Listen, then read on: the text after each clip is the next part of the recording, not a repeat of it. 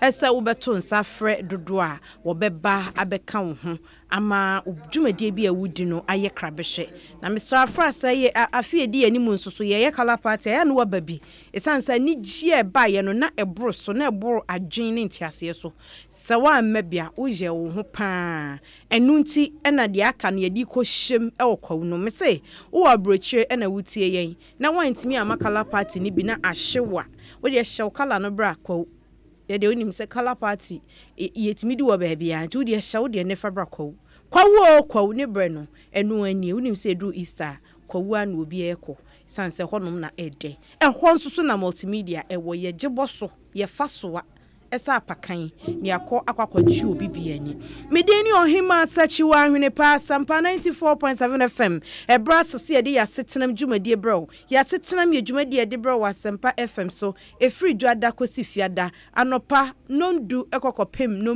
dumienu na ukwada de no 1 hour the golden hour 1 hour pe ye de hye ya setenam hye ne oma atwa ho ahia ene enkomo a aba amanfo nyina edi a wose ye de topono so na ye eyi no nso no eye sede timamufo ene aposifo timamufo ene amobambofo wo mun kutahudi akwakoyo akoye kokwane wese timamufo ene aposifo nanke yenim se aposifo ye say police service not force a police service ti wo mo render services na cheso omo ye adwuma de som yen ya yensusu ye de ne se ye befo o madamfo ne nya gide ne arehemu o mu se wo mo wo ho no ma abone ntimi mekan yen sabone tu yen so omo ho ne edwan akọ bia na no tema yete ye se armed robbery na eno no police ne ka ho obeti ye se police ne akọ tutu bone obeti ye se obi akobu obi afaso police ni obi so obetimi ama obi adwuma ye se police ni ade a chen ya na timamu ni timi tigina ani police ni popo give and take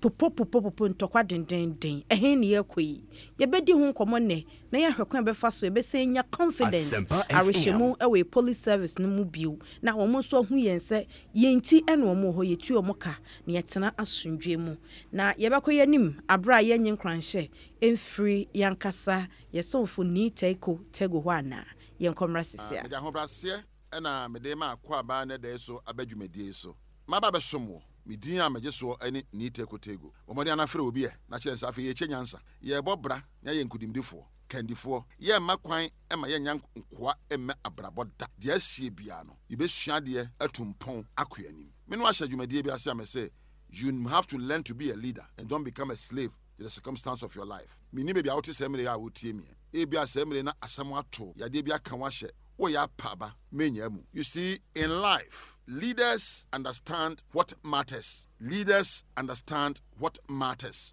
One year woye akandifo mo wana brabo wana nkoso no na wanya nkwa ema brabo no wonim de ehunhia wonim de fata ade chinye nyina sidwam yekope ya no aduane etie be na mabebre ebi na mbe bi se na meka se kura no wote seduase otwa kwata na adwen se eye ebi na were ho Asempa FM na obi aba ho to ade wode ntro na nam na adwene se eye ebi na abo akwambe so but does it matter? Is it important? Well, ya na mpanensi ye wade nyina ho kwan na nyene nyina na fata yen asechirani. You have to decide to say what matters, to think about what matters, and to do what matters. Se asam to wa se wo boti mupo na ka se adwene amedwini esombo emakwan amekono ana adwene we na ebuma bam woni pa me ne nam yi asam o kan esombo. Does it matter? Ade a me se me kwakoyo na dey. Does it matter for my own well-being and for the well-being of others? Obi ahya abufuo me ye ni bi na dey ehu hia wo ye wi a efasode ebe na de ba anugase ebe na de to wo empo adebo ha wadwe o so nyame yeye be ma me ho to 7 minutes yi mu ba nyame bisa ne se minute ntia da wani mu no aso be ma mfaso obi. What you need to do to your life is to ask yourself that niameshe diamidi niameka aso what contribution would it make to grow me to be respected by others? Would it influence the direction of my life towards success? Wahuno niameko kai diamiye ne semre no diami susuyi onipa amene nnam ento ase ade besa ana afe ne mfie mienu akire no ene ye we ne kasa we no ehina de me koduro emfasode be na eba me so na ba nkrofo so. You see, before you can identify what matters, you have to own up your own mistakes and limitations. Identify and say, look, my brother bought some phones.